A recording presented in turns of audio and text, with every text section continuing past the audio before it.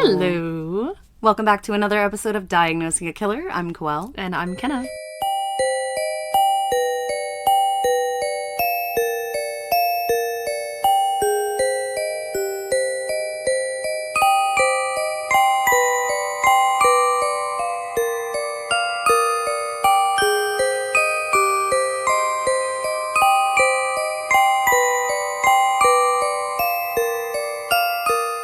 It's hot outside. It's really fucking hot. It is oppressive. That's how hot it is. It's 100 degrees. Oh, it was like 106 earlier when I got in my car from after work. Ugh, it was gross. That's disgusting. It's just the beginning. How about that earth, though? Yeah, seriously. Ugh, my gosh. How's everyone doing? Pretty good. Pretty good. Pretty Good. My throat is so dry from talking all day. I just got out of work, so yeah. Bear with me. It's all right. We'll get through it together. Do you have anything before we get started? I don't think so. You want to give everyone our handles? Sure. You can follow us anywhere on social media at Diagnosing a Killer, with the exception of Twitter or X at Killer Diagnosis. We have an email that is diagnosingakiller@gmail.com if you want to send us any case recommendations or just say hello. And we also have a Venmo, PayPal, and Cash App if you want to support us that way, as well as our Patreon. We do have 4 tiers on our Patreon now. So tier 1 will get ad-free mental breakdowns. Tiers 2, 3, and 4 will get ad-free every single episode. And tiers 3 and 4 only will get an additional bonus episode only for them every month towards the end of the month. And I think that one's coming out like the day after you hear this. So yeah, get ready. Patreons are getting 2 cases essentially back to back this week. So that's exciting. Yeah. So if you want to support us that way and join all those people, we have about 12 of those bonus episodes out and really good feedback on those. So if you guys want to join those people, it just takes a few minutes to sign up and it really makes a big difference in our show. That's it. Cool. So today we're going to be talking about a one Scarlett Jenkinson. Okay. She's from the UK. Okay. Okay. UK. UK. All right. That sounded Australian. All right. Oh, shut up. R&R. Content warning. This episode discusses serial killer obsessions, dark magic, struggles with eating disorders, suicidal thoughts, self-harm, transphobia, and ultimately brutal murder. If this episode is not for you, we encourage you to check out another one of our episodes. Remember that your mental health comes first, and we love you. Love you. Bye. Scarlett Jenkinson was born in 2008. Okay. She was the youngest of 4 kiddos, and Scarlett grew up having 3 older brothers. Her mom was a school teacher, a home ec teacher, and her dad owned his own business in the building and plastering industry. I'm trying to do math. She's like 16? This is a very recent case. Yeah. I'm like... The family lived in a modest, semi-detached home in Warrington, England, off a street called Glebland. How's that sound? It might be Glebland, but it's Glebe. Gleb. Glebland. Glebland. All seemed right with the family for the most of Scarlett's childhood. However, by the time Scarlett hit middle school age, she began showing signs of aggressive behavior and combativeness. She would cause trouble in school and would often be involved in regular discord and fights among other students. You said this is middle school when she starts showing these signs? Middle school age, yeah. I don't know what it would be called over there. Oh, it's not primary school. It's not primary school. Secondary? Secondary? Yeah, maybe. Yeah. Let us know. Let us know. By age 13, Scarlett began experimenting with marijuana and would start to dabble in witchcraft and black magic. Oh, escalated quickly. Yeah, right? I mean, for 13, Yeah. I remember how I was. Like, ooh, dark stuff. So cool. The darkness. Ooh, the darkness. Come to the dark side, we have cookies. I shop at Hot Topic. I'm goth. With that little happy bunny thing. Yeah. She claimed that she once watched Sweeney Todd over 9,000 times in a row. That's not possible. Okay, Kristen Gilbert. Yeah. You would die. That's not possible. There's no way. I don't know if she meant she watched it maybe several times a day over the course of many weeks. Yeah. Not just like sat down with one of those like weird eyelid opener things and just watched Sweeney Todd. Right, but like how would you, first of all, count that? And second of all, like how long would that take? I want to know. Like, okay with the exaggerations, Kristen Gilbert. Like, yeah, calm down. seriously. She wore dark clothing and began obsessing over horror films. And it was around this time that Scarlett would befriend a boy by the name of Eddie Ratcliffe at her school. Radcliffe. I like that. Ratcliffe. And the school that they were attending was Colcheth High School. Eddie was sort of an outcast as well, and the two would quickly identify with each other on their interests and all things dark and spooky, the macabre. Macabre. Eddie was diagnosed at an early age to be on the autism spectrum, and although Eddie seemed to adjust in his elementary years, Eddie would oftentimes become selectively mute at home and in social situations. That's a coping mechanism for something, for sure. I think so, yeah. Selectively mute is what they said. Like, just, I don't feel like talking to you right now, and I'm just not going to talk. You can't make me talk. Scarlett seemed to be one of the only people who could coax Eddie out of his shell. Often the two would skip school and research some of their favorite serial killers. Scarlett would write in journals on her love for serial killers like Richard Ramirez, Ed Gein, and Jeffrey Dahmer. Gross. I know, but, like, what do we do? I know, but...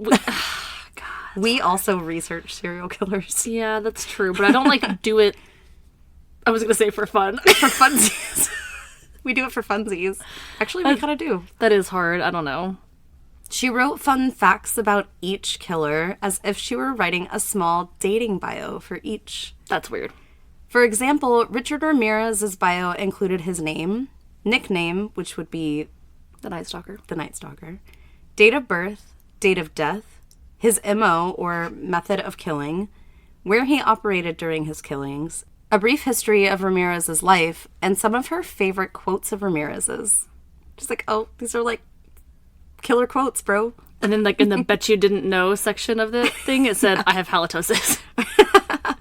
Did you get that? Oh, I sent you that article today about, what was his name? The bad breath rapist. The bad breath rapist was apparently caught today after 16 years on the run. What a title. Fuck that guy. The bad breath. Yeah, good. I'm glad they called you that. I'm glad that they blasted your ass online for everyone. Yeah, right. What an idiot. Just brush your teeth, bro. Just don't rape people. Then you won't be known for your bad breath. Yeah. By age 15, Scarlett was known about school to ask others to participate in blood rituals or small animal sacrifices. Okay, we don't do that. We don't do that. Although it is unclear whether or not she followed through on these supposed rituals.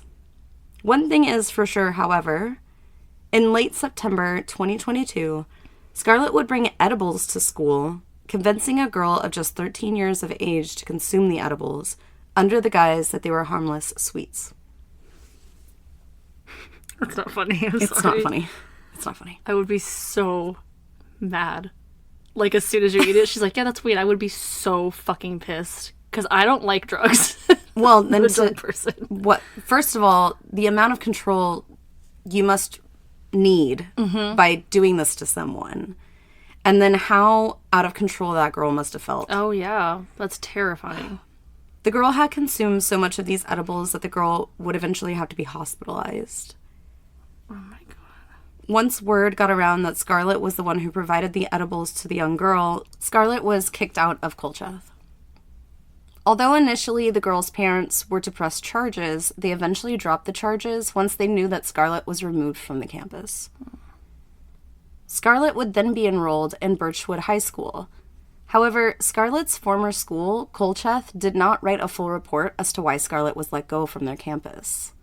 So Birchwood actually accepted Scarlett with open arms. They were like, yeah, sure, bring her over. Who cares? Yeah. She's harmless, right? Clearly. Yeah. Transferring to Birchwood allowed her to maintain an even darker version of herself.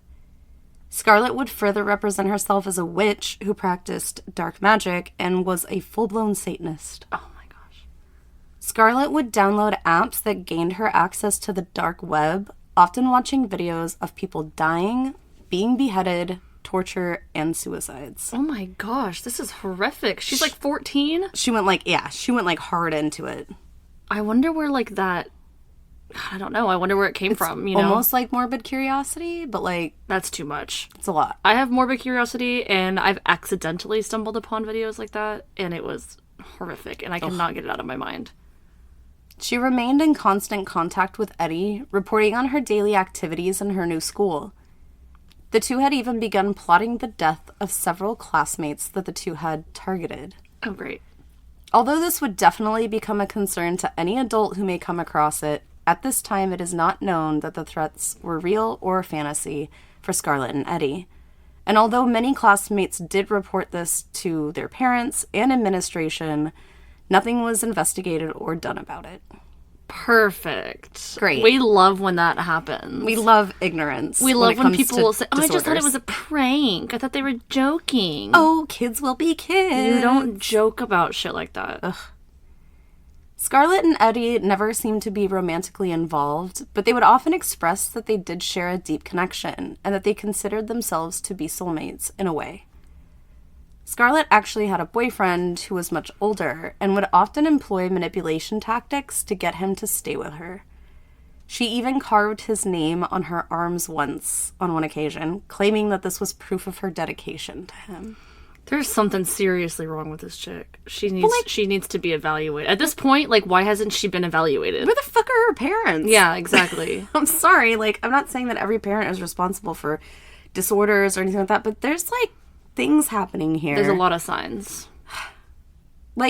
Especially after her poisoning another child, essentially. Mm-hmm. You would think that she couldn't be around kids her own age without a full evaluation. Yeah, I agree. I would have immediately taken her. Kids just don't do that. I'm sorry. And this is, recent, too. This isn't, the 30s where, this is not the 1930s. Yeah, it's not. This is, 2020 or 2022. But again, I don't know. You never know the situation. She could have been really good at hiding it, and her parents just didn't know. Yeah. Eddie himself also had an obsession with a girl known only as A. Eddie would constantly ask for advice on how to approach or flirt with A, to which Scarlett would lend suggestions. Constantly skipping school, it's a wonder that Scarlett had any time to socialize or connect with other students. And Scarlett would be reprimanded on more than a few occasions for her attendance as well. However, Scarlett did choose to enroll in a course generally offered to teens that need a little more of an unconventional learning environment. Mm-hmm. These being inclusive courses or classrooms. Inclusive courses or classrooms are defined by sonicview.com as, quote, classrooms designed so that students with special needs, disabilities, or impairments can learn among peers who may or may not have certain needs in age-appropriate general education environments. While this is the most common use, inclusive classrooms are evolving to make sure that they are inclusive for different reasons as well, not just special education. For example, inclusive classrooms may involve students with certain needs, but it is also to be considerate of students with different social and economic backgrounds, those who speak minority languages, have different religions as well as sexual orientations. And making sure a classroom is truly inclusive is important for healthy and prosperous student development, end quote. Dang. That's pretty descriptive. It is. Given Scarlett's difficulties connecting with others and her overall lack of ability to function in a typical learning environment, this type of learning style may have appealed to her. However, there may have been more sinister reasons behind her attending these environments. It would be here that Scarlett would meet the person whose life she would change. Ooh. So it's not... Change the course of her life forever. Brianna Jai was the same age as Scarlett, and the two would meet in this inclusive environment. Brianna was born November 7th, 2006, and was assigned male at birth, also known as AMAB.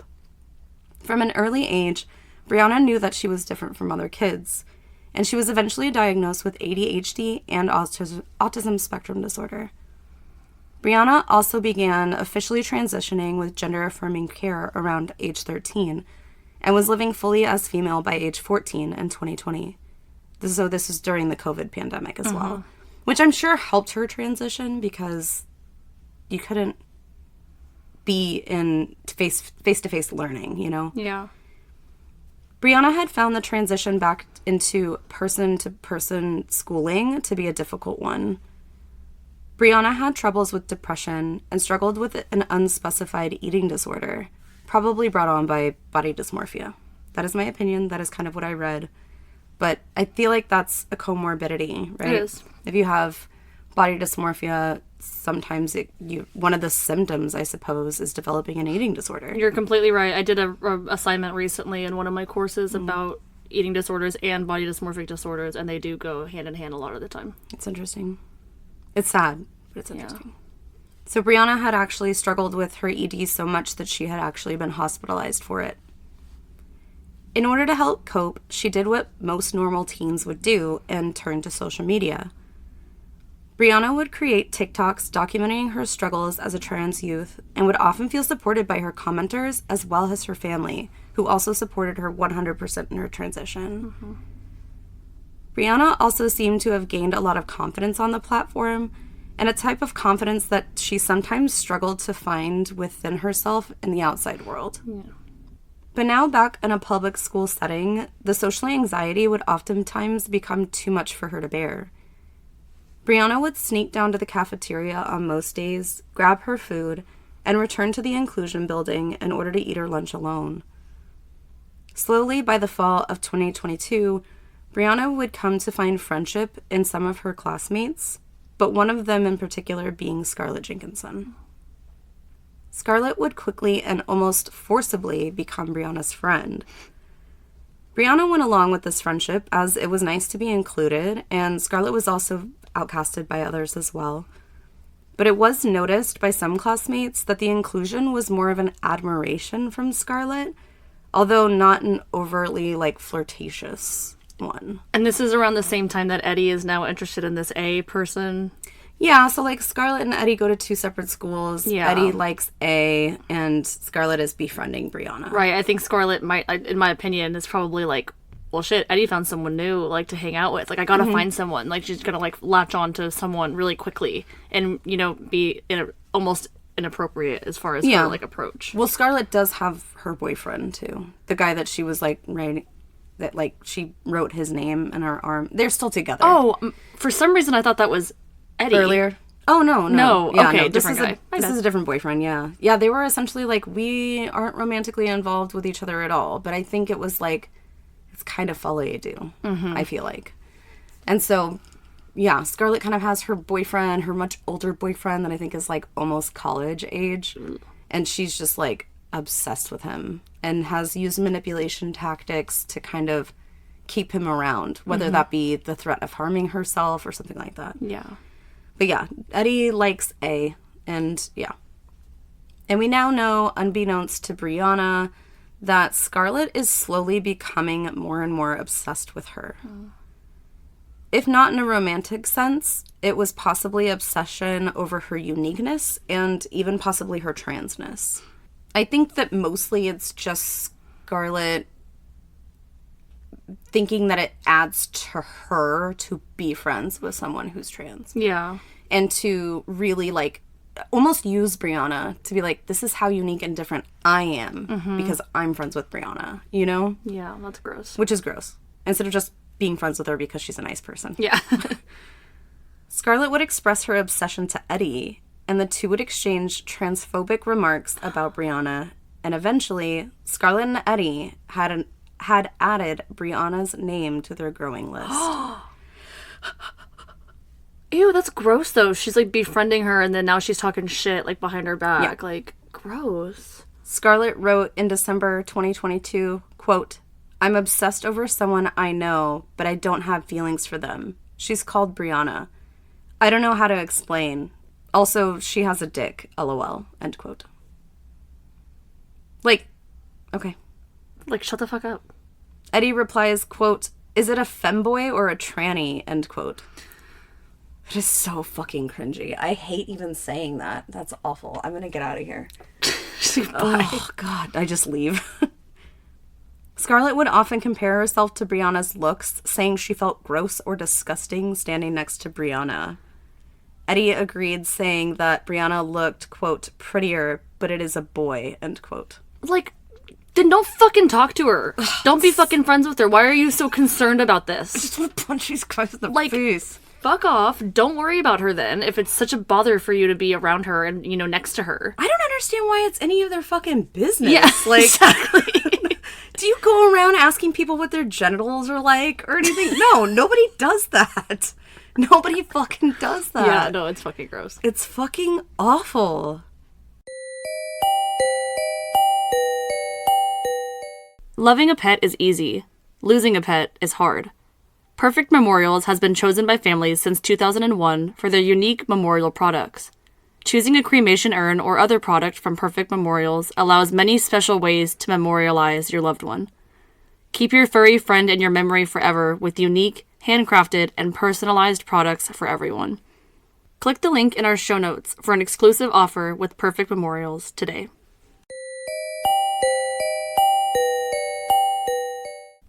In January of 2023, Brianna's mother, Esther, came home after Brianna was supposed to be attending school. When Esther entered the family home, she could hear someone in the bathroom upstairs throwing up. It was Brianna. Unexpectedly, Brianna had become sick at school and was released due to an unidentified illness. Esther was suspicious of this, as when she went to go check on Brianna, there appeared to be something like grape skins in Brianna's vomit, which Esther recognized to be capsule parts of gel tablets. Brianna had dealt with depression and an eating disorder for some time and associated this incident with either Brianna's ED or possibly even an attempted overdose. Yeah. After talking with her daughter, Brianna insisted that neither of these were the case. Esther would believe her daughter, and the two would chalk it up to some unexplained illness. Although Esther was still a little uneasy about the entire situation, just given her daughter's past. History and stuff. I was just going to say that. It's not out of the realm of possibilities that one of these two things could have been the culprit. Yeah. It's got to be hard, like, especially when you believe your child with such conviction. Ugh. Unknown to either, Brianna's illness was the result of an attempted poisoning by Scarlett. Although it is unclear how a mass amount of ibuprofen was administered to Brianna without her knowledge. Yeah, especially like the capsule. Scarlett seemingly confessed to this in a text that she sent to Eddie saying, quote, "You know that girl I mentioned, Brianna? I'm still trying to kill her, and the easiest way is pill overdose," end quote. Like, are you dumb? I'm still trying to kill her, written down for the world to fucking see. Today on I'm Trying to Kill Brianna. Yeah, like... Ugh. The next day, Scarlett also texted Eddie, quote, "Brianna is still ill. Those tablets I gave her might slowly be killing her," end quote. So one can, I guess, imagine that Brianna probably didn't go to school the next day either. Yeah. Which is awful. Like, how can you do that to a person? Again, that's another one of her MOs, right? She's, like, poisoning fucking people. Yeah. It's like her thing, her, like, control thing. The conversations between Scarlett and Eddie intensify even further over the course of the next month and became more and more graphic. Scarlett would tell Eddie that she would have recurring dreams of her covered in a stabbing victim's blood and hearing their screams, describing herself as, quote, "smiling while holding a knife," end Okay. quote. And this Eddie's just like, cool, tell so me cool. more. Not like 911 immediately or 999. 999. I found a weed. Yeah, he's like, oh, that's a really graphic dream there, isn't it? Oh, that's a really graphic dream there, ain't it? And she's like, yep. Are you from Manchester? Yeah, I think it's What's it from? Oh, have you ever seen The Kissing Booth? No. Oh my gosh. So, long story short, The Kissing Booth, I'm sure some of the listeners have seen it. The main character is like Joey King and another guy, I don't know who the main character is, but they're presenting their idea to like the student council about having a kissing booth for like the state fair or the carnival or whatever. And one of the students is English and she starts talking and he goes, "You have an accent." It's like super quiet. He's like, moving on. That's it. You have an accent. You have an accent. The way he said it just reminded me, are you from Manchester? Are you from Manchester? You sound like you... I originally got that from Forgetting Sarah Marshall. When Paul Rudd runs into Russell Brand for the first time and he's like, "You sound like you're from London." Yeah, that's what it is. But yeah. Well, but all of our listeners in the UK just know that we love you, and Europe in general. Yeah. Manchester. I love a bee. Where was I? Yes, so she's like, I'm having this recurring dream where I'm smiling, holding a knife, covered in blood. And he's like, cool. Yeah, he's like, how can I get dreams like that? Ugh. After several of these dreams, Scarlett purchased a large hunting knife from a local shop. Scarlett talks of stabbing Brianna to death in text exchange, saying she wants to gouge out her pretty eyes and take one as a trophy, and maybe even a couple of teeth. What? This has to be, like, something she's witnessed on the web. Edgy. Yeah, that's true. Like, there's no way that, like, you go from, like, oh, I'm gonna, like, slip you a roofie or whatever, and then, oh, I'm gonna gouge out your eyeballs and do all this. Like, there's no way she hasn't been, like, researching this. It's just, it's graphic enough to where, like you said, she was clearly exposed to that, or it's just, what is the creepiest, grossest, most graphic thing I can say to get a reaction out of Eddie, right? Yeah, like what the most heinous thing I can think of. And that's why I think it's folle à deux. Yeah. I really do. And he's like, he's just cool with it? Like, he's like, yeah, you should do that? Or he's like, oh, haha, like he thinks she's joking. No, he's like, he's in on it. She begins to call Eddie around this time her Tesco John Wick, implying that he is her hitman. Oh. Because John Wick's like a hitman. Yeah. Yeah. Yeah. Scarlett would ask Eddie to help her kill Brianna since, quote, I've been helping you with A, end quote. I'm giving you dating advice, therefore you must help me kill someone. Yeah, that's quid pro quo, duh. That checks. Come on. Not doing this pro bono here. That checks. Shit. Ugh. Eddie responds in kind, stating yes, and that, quote, really all I want to see is what dick size it had, end quote. Oh my god. I think this guy is obsessed with genitals. Right, but I think another motive for him is he's transphobic, and so he's like, oh, fuck it, like, I'll help you kill this person because they're trans. Like, it'll be easier because they're trans or whatever. Oh my god. Eddie also stated, quote, I want to see if it will scream like a man or a girl, end quote. Like, he's the one that's obsessed with her transness. No, I don't even know what to say. Like, that's so fucking gross. I have a lack of words. On Saturday, February 11th, 2023, everybody knows when we pull out a date, Brianna was enjoying her day off in the early afternoon before texting her mother, Esther, that she would be going out for the day. When asking her daughter where she was planning on heading and with whom, Esther was surprised to learn that Brianna planned on taking a bus up to the Colchester area, which is about a 15-minute bus ride to meet up with Scarlett. Though Esther knew of Scarlett, the two had never hung out outside of school before, as long as Esther had known. Furthermore, Esther found it odd that Brianna, who was so socially reserved, would choose to ride a bus some 15 minutes away from the home. Mm-hmm.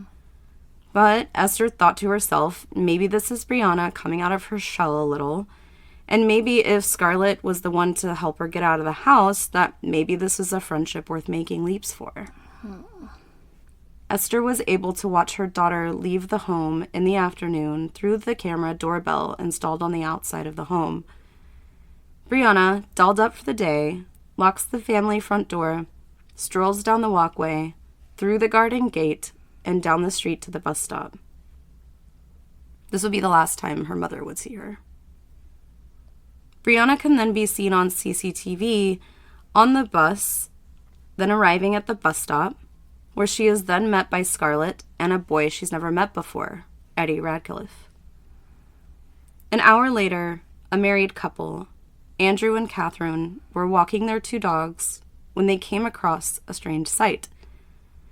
Two teens lie ahead in the walking trail, one bent down, almost all the way to the ground. At first, the couple believed they were witnessing a teen reaching down to maybe leash a dog, but as they approached, the teen rose up, and the two teens began walking away from the area in a calm manner. The couple then realized there was a young girl laying in the trailway. They rush over to assist the girl and immediately call 999 when they spot the girl covered in blood.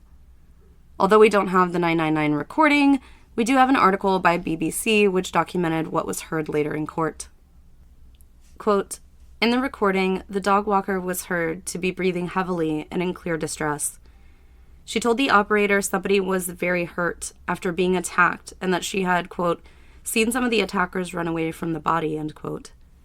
She said Brianna was, quote, bleeding heavily, end quote, and had, quote, blood on her legs and on her back, end quote. Quote, we thought it was a dummy at first. I don't want to touch her either. I don't know if she's alive. She was adding, quote, it's an absolute mess, end quote.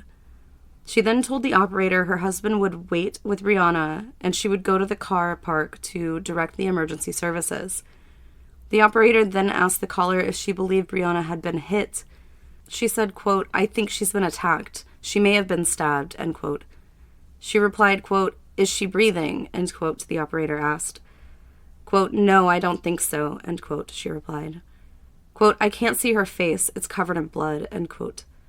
She said Brianna was, quote, dressed like a teenager, end quote, before adding, quote, are they coming quickly? It's a nightmare, end quote. The operator then asked about Brianna's breathing and asked, quote, can you ask your husband to put pressure on the wound, end quote. Clearly distressed, the caller replied, quote, I don't think there's anything you can do for her. Brianna had been stabbed 28 times in the head, neck, and chest. Oh my God. She was pronounced dead at 4:02 p.m. End quote. Jesus Christ.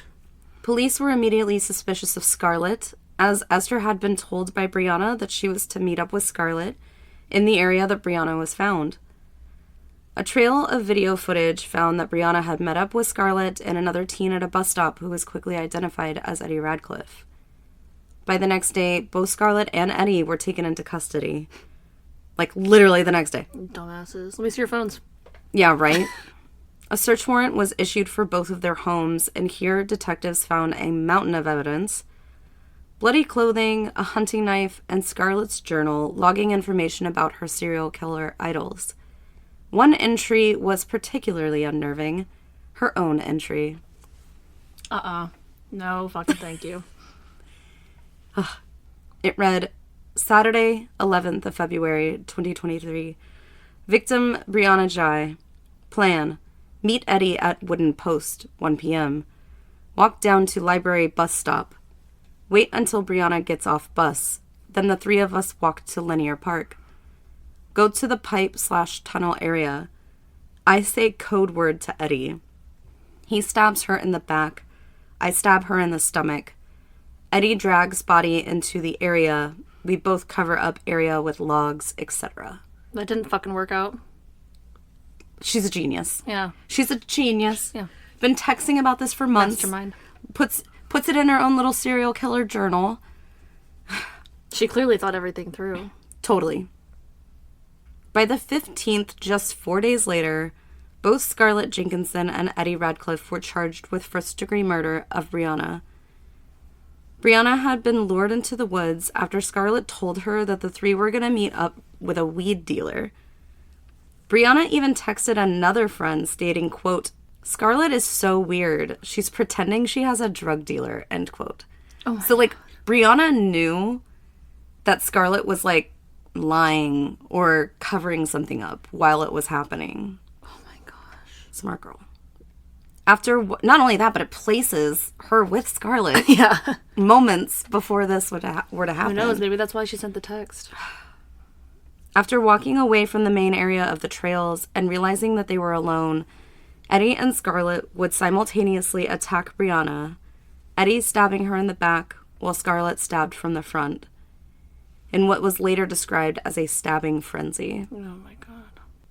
Scarlett would callously text Eddie later that night that she found the stabbing to be arousing.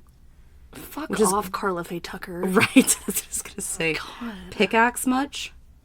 That's so gross. Like, and then these two fuckers find each other.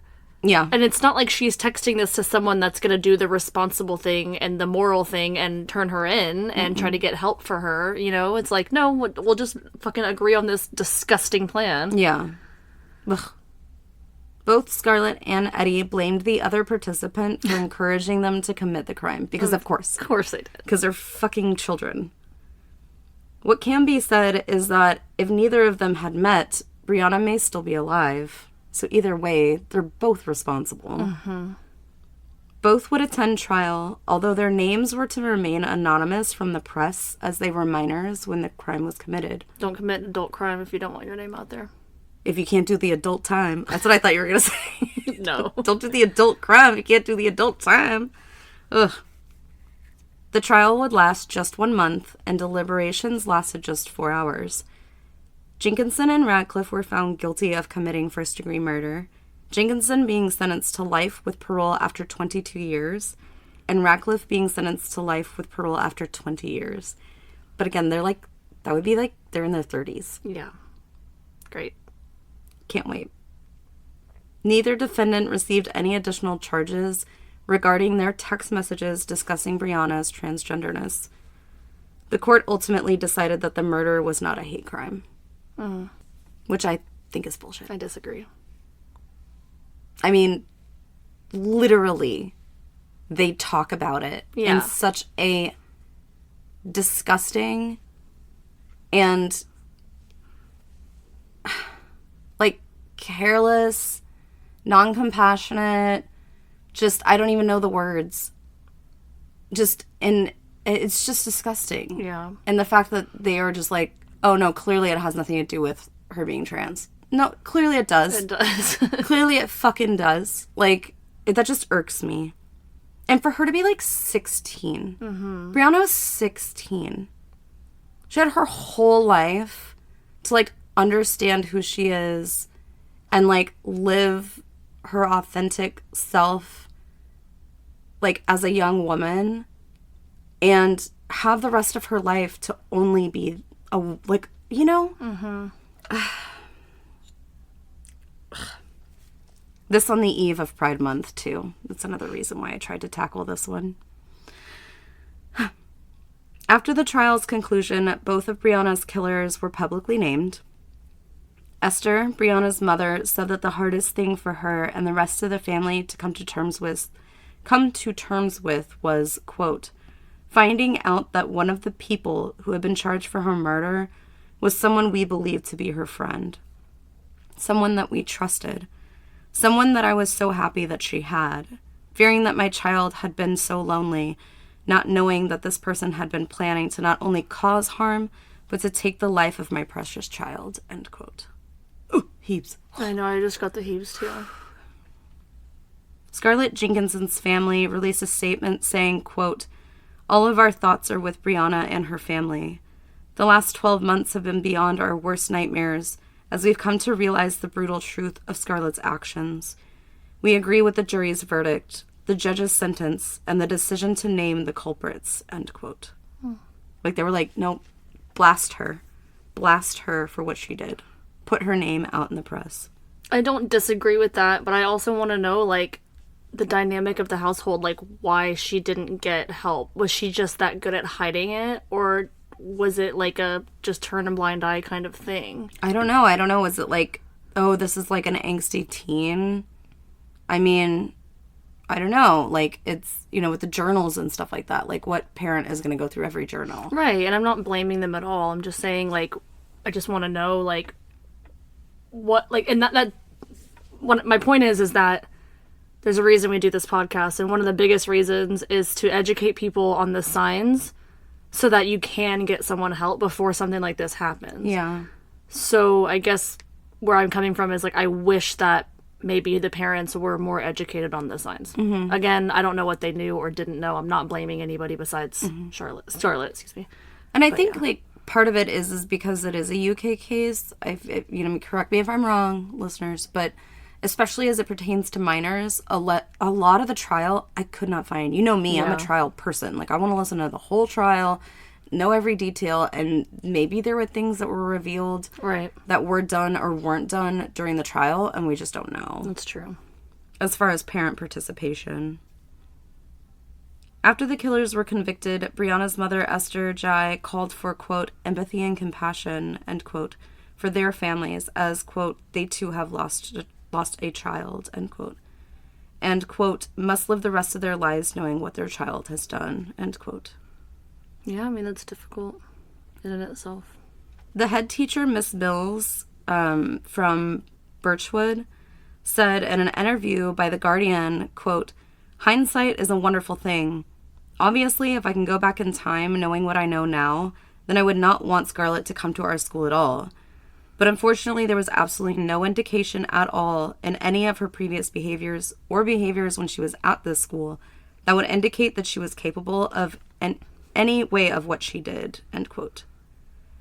Head teacher Mills says that although Scarlett's attendance was dropping, the girl always completed her tasks and was mostly quiet and reserved. Scarlett was notified just a few days before Brianna's murder that she would actually return to her old school in Colcheth. So this was because her attendance was so poor. So I don't know if that's also a mitigating factor. Mm-hmm. Like, was she like, now's my chance? Or like, this is my last opportunity. Or like, I don't want to go back there. Yeah. I don't know. Jenkinson is being held at Adelbeck Secure Children's Home in Leeds, and Ratcliffe is being held at Barton Moss in Salford until their 18th birthdays, after which they could be spending time with some of Britain's more notorious killers, including infamous Joanna Dennehy and Rose West, of all people. Yeah, we just tackled her. There's also Hannah Bosner as well, who was charged in the stabbing of a 13-year-old as well. So they have that to look forward to. Yeah. For at least more than half of their sentence. It's true. So, well, that is the story of Scarlett Jenkinson and Homie Ratcliffe. Dang, yeah, that was wild. I haven't heard of that one. It's so recent. I'm surprised that I hadn't. Mm-hmm. Yeah, but definitely hearts. Sorry. Oh, we said definitely at the same time. Definitely hearts go out to Brianna Jai's family. Mm-hmm. It is such a recent case that, not that you will ever stop mourning for Brianna, but it's so fresh. Right. Yeah, definitely. And these cases are so hard to cover. And even though, like, I feel like sometimes it's almost a little bit easier to cover a case that happened a long time ago because there's not that, like, attachment because it happened a long time ago. But when you tackle something that's this recent, it's like, I feel like it hits kind of different. Yeah. Although all of the victims, of course, need to be remembered and they deserve that. Yeah. But yeah, dang. Yeah, pretty intense. But yeah. This on the eve of Pride Month, so just remember. The eve. The eve. Yeah, the eve. Yeah, the eve. So June is Pride Month, y'all. Show your love, show your support. Just be fucking nice. Yeah. Just mind your fucking business and be nice. Be you. Unless you're a jerk, then be nice. There you go. Anything else? That's it. Okay, we will see you guys with another case next week, and look out for that Patreon case that should be coming out tomorrow or the next day, I think. Yeah. After you're hearing this. Okay. All right. Love you. Love you. Bye. You're probably already aware that craft beers have exploded in popularity over the past decade. But what you might not know is that there are thousands of awesome craft beers being produced by these new microbreweries every day. With Craft Beer Club, each order will showcase 2 breweries from different regions in the U.S. and includes 4 beer styles with a brand new box with each shipment. You will also receive publications that detail the history about the featured breweries, tasting notes, pairing options, and maybe even a little trivia. Click on our link in the show notes and receive an exclusive offer today with Craft Beer Club.